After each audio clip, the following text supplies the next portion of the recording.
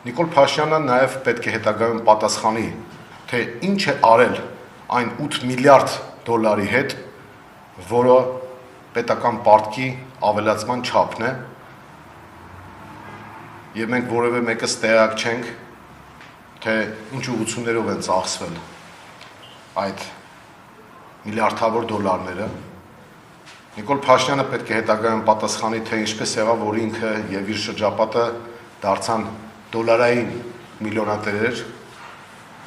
որոշ դեպքերում միլիարդատերեր, որովհետեւ իր շրջապատի բիզնեսմեններից մեկի տարեկան շահույթը մաքուր 1.5 միլիարդ դոլար է, եւ Նիկոլ Փաշինյանը պետք է պատասխանի, թե ինչու այսպես կոչված սահմանազատման եւ սահմանագծման աշխատանքների